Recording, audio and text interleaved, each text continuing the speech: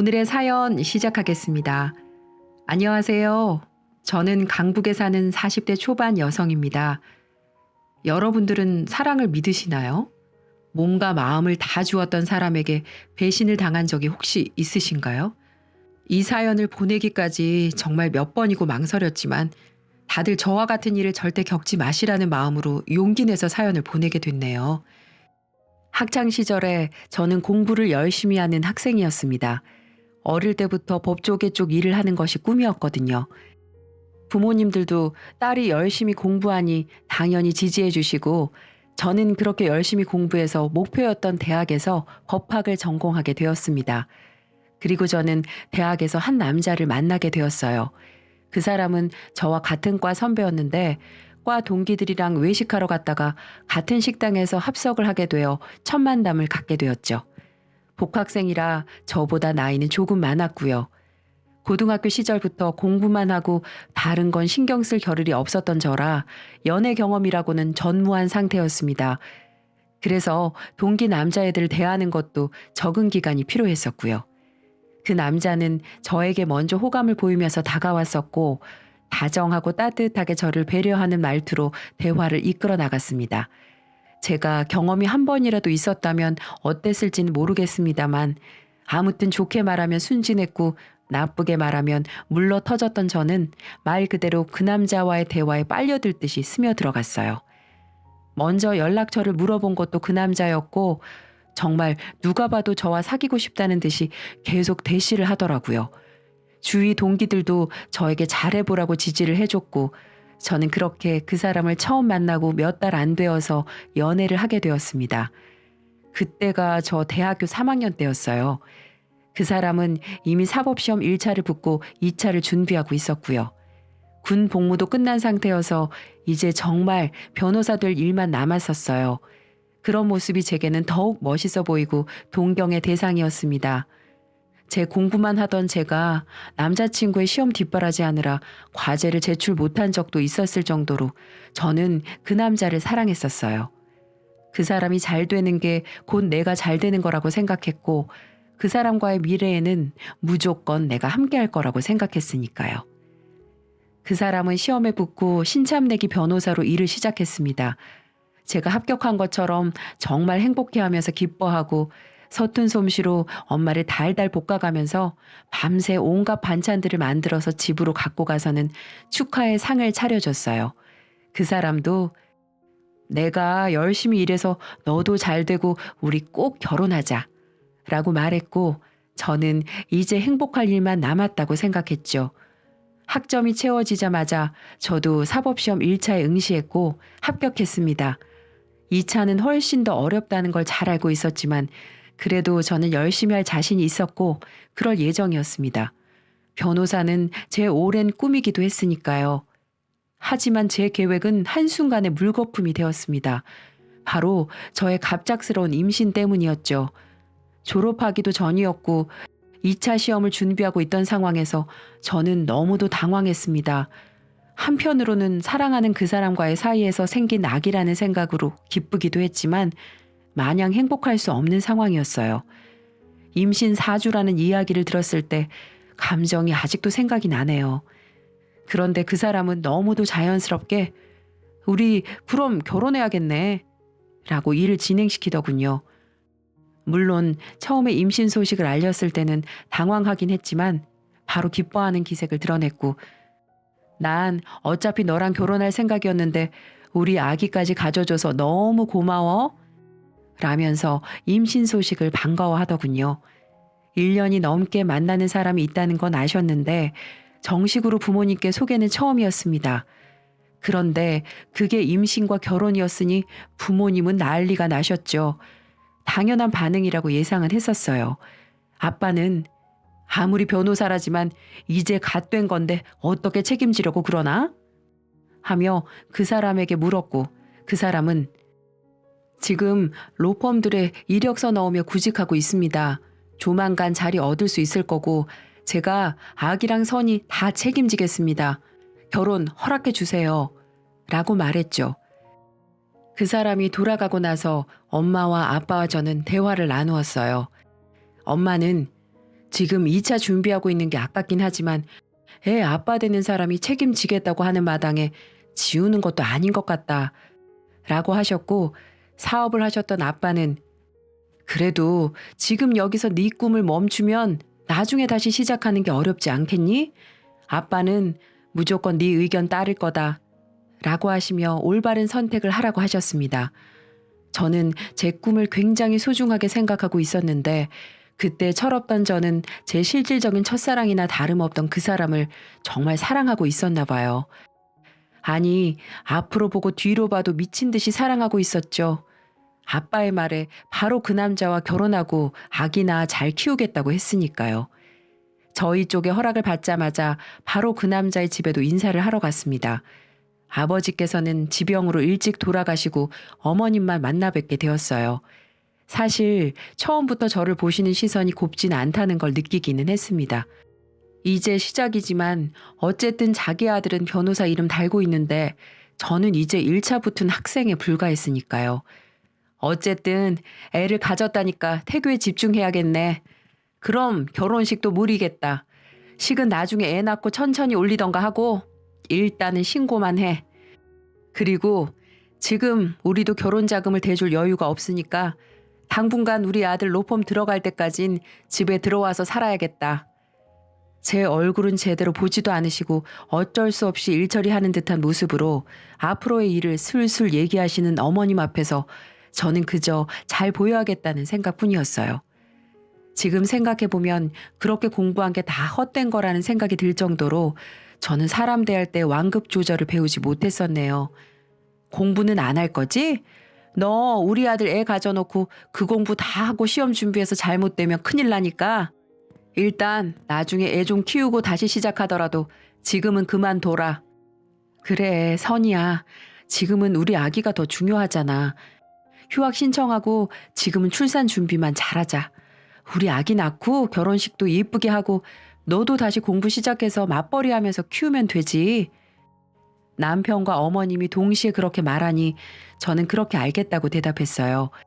상견례 때도 어머님은 저에게 한 말 그대로 저희 부모님에게 말씀하셨고 엄마 아빠는 마냥 속이 편하지는 않으셨지만 임신 중에 결혼식과 공부를 동시에 하는 게 무리라는 건 동의를 하셨기 때문에 별다른 말씀은 하지 않으셨습니다. 저는 그렇게 학교 동기들에게도 놀라움을 안기고 휴학 신청을 한 후 유부녀이자 예비 엄마가 되어서 그 사람의 집으로 들어갔습니다. 이젠 남편이 된 그 사람과 시어머니와 함께 살게 되었죠. 처음에 들어가자마자 어머님은 저를 가만두지 않으셨어요. 설거지해라, 청소해라, 빨래해라는 기본이었고 로펌에 면접 보러 다니고 구직하는 남편을 위해 아침밥은 아내가 차려야 한다고 하시며 제게 다 시키셨습니다. 그리고 저보다 일찍 일어나셔서 제가 만든 반찬이나 국물 맛을 보며 평가하셨고요. 아우 짜! 너 제대로 한 거 맞니? 아니 요즘은 그 인터넷이고 뭐고 다 찾아보면 만드는 방법이 천진데 맛이 왜 이래? 외동딸이라고 곱게 자랐다고 요즘은 그게 핑곗거리가 안 돼. 오히려 혼자면 엄마 아빠가 뭐 하나라도 더 많이 가르치셨을 줄 알았는데 우리 아들은 이거 싫어해. 연애하는 동안 그것도 몰랐니? 예전에 군대에 있었을 때 만나던 애는 아주 그냥 도시락 파리바리 싸서 면회도 같이 가고 그랬는데 아유 잘하는 거라고는 눈꼽만큼도 없어서리 원. 남편의 전 여자친구까지 거론하시는데 정말 스트레스를 많이 받았어요. 임신 초기라 조심하고 또 조심해야 하는데 이럴 거면 차라리 학교를 다니며 공부를 하는 게 더 낫겠다 싶을 정도였죠. 그래도 저는 참고 참으면서 네 하고 어머니께 맞춰드렸어요. 어쨌든 아이가 있었고 남편을 사랑했으니까요. 그렇게 노력하면 잘 살 수 있을 줄 알았습니다. 그런데 그게 아니었어요. 우선 남편의 일자리는 생각만큼 구해지지 않았고 남편은 그 스트레스인지 술을 많이 마셨습니다. 그리고 제게 화를 내거나 귀찮아하는 기색도 내비쳤죠. 하지만 저는 남편도 힘들겠지 생각하면서 버티고 참았어요. 그러다가 결국에는 일이 생겼습니다. 제가 갑자기 하혈을 한 거예요. 그것도 친정에 잠깐 갔을 때 벌어진 일이라 부모님이 다 보시게 되었고 난리가 나셨습니다. 다행히 아기는 무사했지만 병원에서는 스트레스가 많은 것 같다고 했고요. 아빠는 너 무슨 일 있어? 솔직하게 얘기해. 라고 하셨고 저는 결국 시어머님에게서 받는 스트레스와 남편의 취업난에 대해 말씀드렸어요. 아빠는 사업가답게 행동파셨습니다. 곧바로 저를 데리고 시댁에 가셔서 제가 월세방이라도 구해줄 테니까 애들 분가시키시죠. 라고 하셨습니다. 어머머머, 사돈 형편이 집 하나 해주실 만큼 괜찮은가 봐요? 그런 말씀도 안 하시고 애들 결혼시키신 거예요? 그건 순서가 아니죠. 차라리 그 돈으로 우리 아들 사무실 하나 개업해 주시면 어때요? 아니, 뭐라고요? 아니, 그냥 이렇게 취직도 안 되는 거 어차피 얘도 변호사인데 그냥 자기 이름 달고 하면 마음 편하고 좋잖아요. 아빠는 처음에는 내키지 않는 눈치셨습니다. 하지만 저는 솔깃했어요. 남편의 취업을 마냥 기다리며 그 스트레스를 받아내기에는 너무도 지쳐 있었거든요. 그래서 제가 아빠를 설득했습니다. 차라리 그게 낫지 않겠냐고요. 아, 좀 더 경험을 쌓는 게 바로 자기 사무실 개업한다고 그게 잘 되는 게 아닌데 변호사라도 짬이라는 게 있지. 아빠, 그냥 해주세요. 저 어차피 분가해도 임신해서 혼자 집안일도 다 못해요. 여기선 그래도 어머님이 어머님 일은 하실 수 있잖아요. 아빠는 제 설득에 결국 남편을 부르셨습니다. 한 상가 건물에 사무실을 하나 열어주신다고 하신 거죠. 그 대신 명의는 제 이름으로 해주신다고 했어요.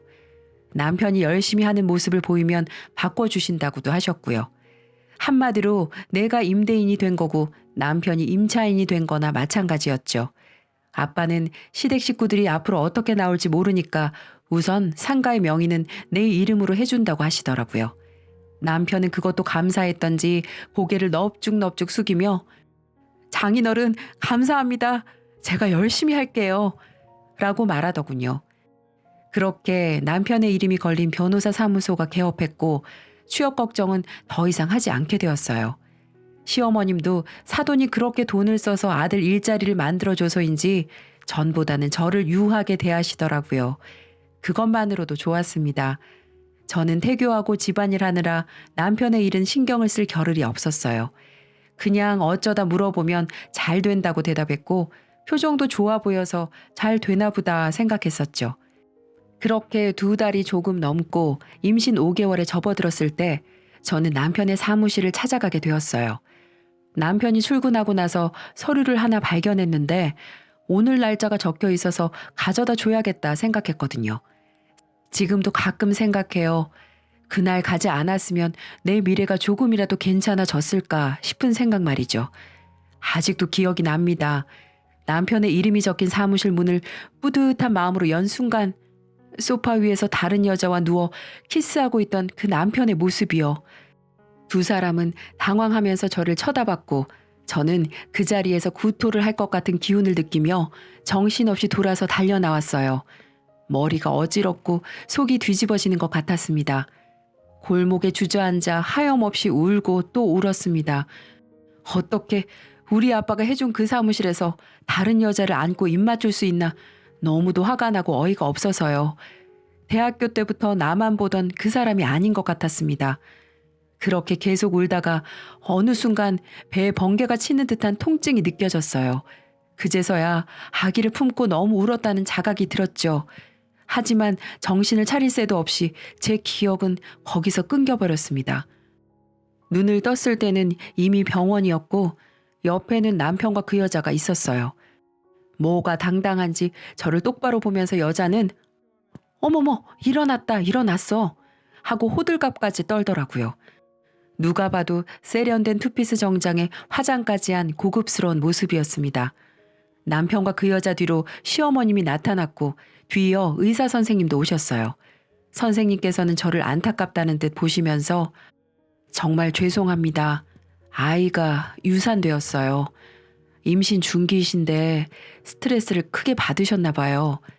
라고 말씀하셨고 그제서야 저는 피로 물든 제 바지를 보게 되었죠. 선생님이 떠나시고 나서 시어머님이 저를 보고 혀를 끌끌 차셨습니다. 바깥 함부로 나돌아다니더니 애가 저렇게 떨어지지. 하시면서 저를 아니꼽게 보시고 나가시더라고요. 그러자 남편 옆에 그 여자는 어머니 같이 가요 하고 자리를 피하더군요. 저는 그 모습을 어이없게 보고 있었고요. 우선 내 잘못인 건 맞아. 인정해. 내 전 여자친구인데 나보다 먼저 취업을 해서 내가 사무실 열고 모르는 게 많으니까 도움을 좀 받으려고 연락했었어. 그런데 나도 몰랐는데 마음이 아직 남아 있었더라. 법조인다운 깔끔한 정리였어요. 기가 막히고 어이가 없었죠. 지금 자기 자식이 죽었는데 자기는 전 연인과의 미래에 대한 변명이나 저렇게 하고 있었으니까요. 내 꿈까지 포기하며 임신하고 결혼했고 아빠 돈까지 쓰며 그를 지지했는데 돌아온 건 배신이었어요. 그리고 계속 지켜보니까 시어머님은 저보다 더 그 여자를 며느리 대접하고 계시더라고요. 어차피 우리 결혼은 아이 때문이잖아. 여기서 이혼하는 게 너한테도 좋을 거야. 살인 충동이라는 걸 그때 알았습니다. 뺨이라도 치고 머리를 잡고 흔들고 싶었지만 몸에 힘이 하나도 없었어요. 저는 그저 부모님께 연락해 달라고만 했습니다. 남편은 순순히 부모님께 연락해 주었고 일의 경위를 설명했어요. 그리고 자기가 유책 배우자라는 걸 잘 알고 있고 위자료는 지급할 것이며 여기서 장인어른이 제게 해코지하시면 그건 고속감이다라고 하며 뻔뻔하게 나가더라고요. 뭐 사실 이 결혼이 아이 없으면 이루어졌겠어요? 이제라도 각자 제 짝 찾아가는 거지. 엄마는 시어머님의 그 말을 듣고 당장이라도 머리채를 잡으려고 하셨는데 옆에 있던 남자 간호사가 말려서 그러시지 못했어요. 그저 저를 안고 우셨죠. 저는 부모님의 얼굴을 볼 수가 없었어요. 천하제일의 불효녀가 된 기분이었으니까요. 아빠는 퇴원하는 저를 데리고 나가 가까운 대형 마트에서 가장 큰 캐리어를 사셨어요. 그리고 시댁으로 가셔서 제 짐을 싹 다 챙겨서 저를 집으로 데려오셨죠. 그리고 걱정 말고 몸부터 회복하자. 이혼 그거 별거 아니야. 네가 세상에 부끄러운 것 없이 살면 그걸로 너는 떳떳하게 살 수 있어. 언젠가 저들이 벌 받을 거다. 라고 하셨죠. 그리고 저는 그날 밤 혼자 술을 드시며 엄마 앞에서 우시는 아빠를 보고는 피눈물을 삼켰습니다. 그 후로 아빠는 변호사를 알아보시며 누워있는 저 대신 모든 소송을 진행하셨고요. 저는 그런 아빠를 보며 내가 얼른 기운을 차려야지 하고 생각했어요. 그런데 슬픈 일은 한꺼번에 오는 것인지 아빠가 한 달이 조금 안 되어 돌아가셨습니다. 갑작스러운 심장마비였어요. 평소에도 지병이 있으시긴 했는데 그렇게 갑자기 돌아가시니 죽고만 싶은 심정이었습니다. 병원에서 심장마비는 누구에게나 갑자기 올 수 있는 거라고 했지만 저는 마치 저 때문에 마음고생하셔서 그런 거라는 죄책감을 지울 수가 없었어요. 장례식장 지키고 발이 날 때까지 그래서 몇 번이나 울다가 탈진했는지 모릅니다.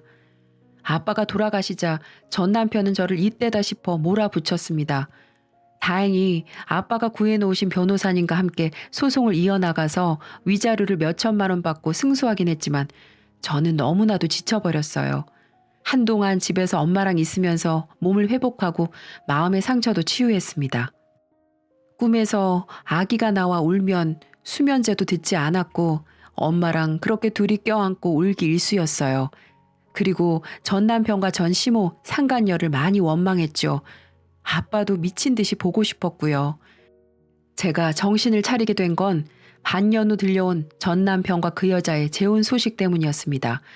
난감한 얼굴로 제게 소식을 전해주던 가장 친한 동기의 얼굴이 아직도 기억나네요.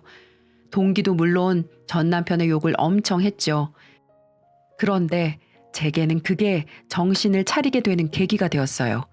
놓았던 공부가 생각나고 그 여자의 세련된 모습이 겹쳐지니까 저 모습이 내 진짜 미래였다는 생각이 들었거든요. 엄마에게 복학의 의지를 말씀드렸습니다. 당연히 지지해 주셨고 저는 잠을 2시간씩 자며 공부했어요. 정말 고3 때도 없었던 코피까지 흘리면서요. 전 남편의 소식은 알려고 하지도 않았습니다. 복학하니까 친구들은 이미 다 졸업해서 제 이야기를 할 사람이 없는 건 좋더라고요. 저는 졸업 후에 2차 시험까지 합격해 변호사가 되었습니다. 이혼 후 2년이 다 돼가던 시점이었죠. 그날 엄마랑 고급 호텔 가서 외식하면서 엉엉 울었어요. 아빠 납골당도 찾아가고요. 운이 좋은 건지 저는 지금까지 일하고 있는 작은 로펌에 금방 취직했습니다. 신참내기 변호사로 자잘한 사건들부터 맡게 되었죠. 그리고 그때 선배였던 현재의 남편을 만났어요. 처음에는 서류 정리부터 시작해서 사건 분석 파일에 의뢰인 상담까지 다 깐깐하게 검사하는 그 사람이 너무 얄밉기도 했어요. 그런데 저한테 쓴소리를 한 날 퇴근 시간이 되면 꼭 책상 위에 커피나 쿠키가 놓여 있었죠. 수고했어요.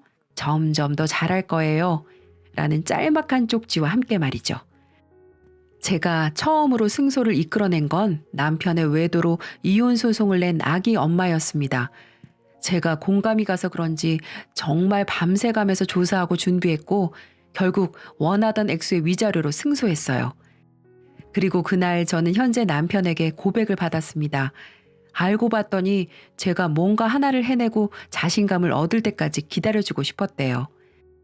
하지만 저는 마음을 쉽게 열 수 없었어요. 바로 과거 때문이었죠. 하지만 선배는 그런 제게 계속 다가왔고 저는 결국 제 과거를 털어놓았습니다. 아휴, 고생 많았네. 내가 이제 당신 지켜줄 거야. 그러니까 더 이상 힘들지도 외로워하지도 마. 선배는 그렇게 웃으며 말하더군요. 그 말에 저도 모르게 울음이 터져 엉엉 울었고 한참 동안이나 선배는 조용히 저를 달래주었습니다. 그리고 저는 그렇게 조심스럽게 새 사랑을 시작했죠. 선배가 나이가 좀 있다 보니 집안에서 결혼을 재촉하는 모양이었어요. 제게 땀을 뻘뻘 흘리면서 조심스럽게 이야기를 하더라고요. 그 모습이 오히려 저는 결혼을 별거 아닌 것처럼 말했던 전 남편보다 훨씬 믿음이 가더군요. 그 대신 이번에는 먼저 예비 시부모님을 뵙고 싶다고 말했어요. 선배는 제 이야기를 미리 다 해놓았다고 했는데 정말로 선배 집에 처음 가자마자 어머님께서 저를 안고 눈물을 흘리셨어요. 선배는 제 이혼 아픔을 겪었던 것부터 해서 유산에 아버님이 심장마비로 돌아가신 것까지 해서 예비 시부모님이 저를 만나기 전에 모든 걸 저에 대해서 아시게끔 말을 해놨던 것 같았습니다. 지방에서 오셨다고 했는데 그냥 평범한 동네 아주머니 느낌이어서 날카로운 선배 이미지랑 상반되는 게 신기했어요. 얘야 왔니? 얘기 들었다. 그동안 얼마나 고생을 했누. 우리 아들에게 얘기 다 들었어. 이제부터 과거는 다 잊고 우리 함께 새롭게 다시 시작하면 돼. 아버님께서도 그래, 아버님도 심장마비로 돌아가셨다며 이제부터는 내가 너의 아버지가 되어줄 거다. 하늘에 계신 니네 아버지도 널 지켜줄 거고 우리에게 이렇게 와줘서 너무 고맙구나 하시며 몇 년이 지났음에도 불구하고 제게 몸보신하라면서 준비해 두신 한약을 건네시더라고요. 그 모습에 저도 마음이 동했고 저희의 결혼은 그렇게 일사천리로 진행되었어요. 이번에는 예쁜 웨딩드레스도 입고 멋진 결혼식장에서 직장 동료들, 대학 동기들 다 모아놓고 결혼식을 했어요.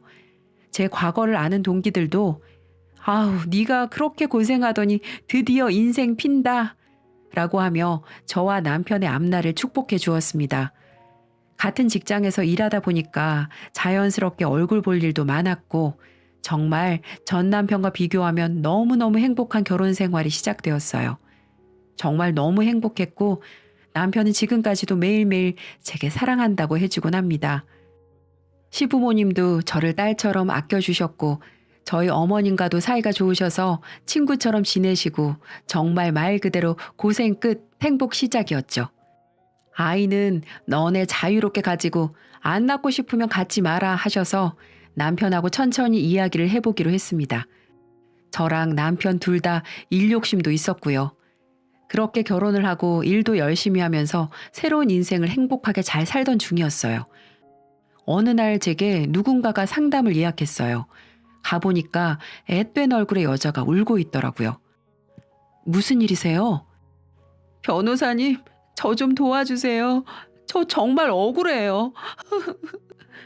서럽게 우는 여학생을 달래고 이야기를 해보라고 했습니다. 여학생은 자기가 임신 중인데 아이 아빠인 남자친구가 유부남이라는 걸 최근에 알았다고 해요. 그것도 남자친구의 아내가 자기를 상간녀로 고소했다고 했습니다. 저 정말 몰랐어요. 정말이에요. 우리 아기는 어떻게 해요? 임신 소식 듣고는 저랑 결혼하겠다곤 했는데 갑자기 그 사람 와이프라는 사람한테서 고소장이 날라오고. 서럽게 우는 여학생을 달랬습니다. 이런 경우라면 가장 큰 책임은 거짓말을 한 그 유부남에게 있을 테니까요. 저는 그 여학생에게 그 유부남 정보를 적어두고 가시면 고소장을 보내겠다고 했어요. 그 여학생은 그렇게 했고, 저는 먼저 있던 일을 처리하기 위해서 제 밑에 있던 인턴에게 고소장 일을 부탁했습니다. 그리고 며칠 뒤 그 여학생을 만나기로 한 날이었어요. 며칠 새 진정을 좀 하고 왔더라고요. 아이를 혼자 키우더라도 낳고 싶다고 하더니 강단이 꽤 있어 보였죠. 제 사무실에서 대화를 나누는데 갑자기 문이 쾅 하고 열렸습니다. 그리고 흐트러진 와이셔츠를 입은 한 남자가 쳐들어왔죠. 너 지금 뭐 하는 거야? 이렇게 해서 네가 득볼 게 대체 뭔데? 내가 너랑 결혼하겠다고 했잖아. 그런데 왜 여기서 이러고 있어? 이거 나요. 변호사님, 저 좀 도와주세요. 저는 여학생을 끌고 가려는 남자의 팔을 있는 힘껏 붙들려고 했습니다. 그 순간 저도 그 남자도 굳어버리고 말았어요. 면도도 제대로 하지 않은 추레한 얼굴의 그 남자는 바로 제 전 남편이었거든요. 둘 다 굳어버렸고 그 사이에 밖에서는 소란을 들었는지 경비 아저씨랑 제 남편을 비롯한 남자 동료들이 달려왔습니다. 너 선이야, 네가 어떻게 여길? 네가 얘 변호사? 남편은 이혼할 당시 아무 보잘것없던 여자가 변호사 사무실에 떡하니 앉아 있으니 너무 놀란 표정을 짓더라고요. 얼굴이 사색이 되어 저를 멀뚱멀뚱 쳐다볼 뿐이었습니다. 그래, 넌 여자 인생 힘들게 하는 재주가 여전하구나. 제 차가운 목소리에 옆에 있던 남편은 이게 무슨 상황인지 바로 알아차리고 다른 동료들과 경비 아저씨를 내보냈어요. 그리고 제 옆에 다가와 저와 그 여학생의 손을 잡고 자기 뒤로 세우더라고요. 안녕하세요. 저는 변호사 신태영이라고 합니다. 선이 남편 되는 사람이고요. 지금 저희 로펌 고객님을 위협하고 계신 거 아시죠? 뭐요? 남편? 이봐요. 나도 변호사야. 지금 그건 변호사로서의 태도가 아닌 것 같습니다만. 경찰 부를까요? 전 남편은 안절부절 못하더니 여학생에게 뭐라 웅얼거리더니 나가버렸어요. 저는 한숨을 푸 내쉬고 여학생에게 이 기가 막힌 상황을 설명해 주었죠. 차라리 잘 됐어요. 내가 법정에서 증언해 줄게요.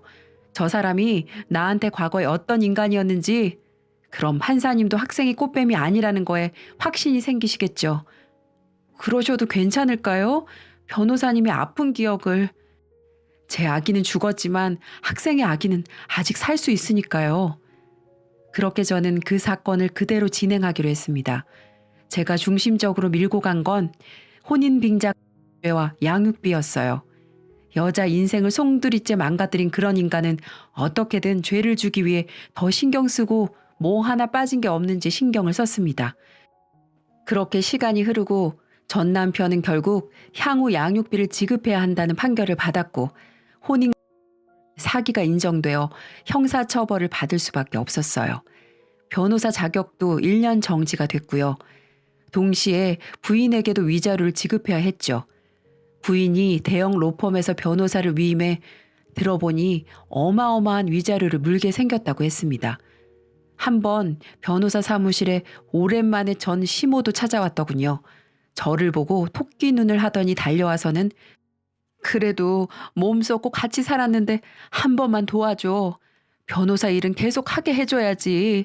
제발. 하시며 눈물을 보이시는데 전혀 안타깝거나 불쌍해 보이지 않았습니다. 저기요. 여기 아줌마 같은 분 함부로 찾아와서 그런 모습 보이는 데가 아닙니다. 그리고 누가 몸을 섞어요? 말 함부로 짓거리시면 고소할 테니 당장 나가세요. 라고 하니까 고개를 푹 숙이며 나갔어요. 아마 집안의 대들보였던 자기 아들이 이제는 변호사도 당분간 못하게 됐으니 한숨을 푹푹 쉬는 건 당연하겠죠. 그 후 여학생은 출산을 해서 미혼모 시설과 국가 지원들을 잘 알아본 후 현재 아이를 키우며 네일 아트 샵에서 일을 한다고 하네요. 양육비는 그래도 달마다 주긴 준다고 하고요. 저는 혹시 너무 적게 주거나 끊기면 바로 와서 고소장 쓰라고 했습니다. 동기들을 통해 소식을 간간히 들은 전 남편은 완전히 패인 그 자체가 되었다고 합니다. 양육비를 주지 않으면 소송이 걸리니까 술집이나 고깃집, 심지어는 일용직 아르바이트도 하는 걸 본 동기도 있다고 해요. 로펌에 취직을 하려고 해도 이력서에 뭘 쓸 거리가 있어야 하죠. 간신히 양육비 보낼 돈 벌면서 버티는 것 같더라고요. 인과응보라는 게 진짜 있구나 싶기도 하고 그 사람은 왜 그렇게 공부 열심히 하고 불쌍하게 저렇게 살까 싶기도 해요. 아무튼 저는 지금 잘 살고 있고 남편과도 행복합니다.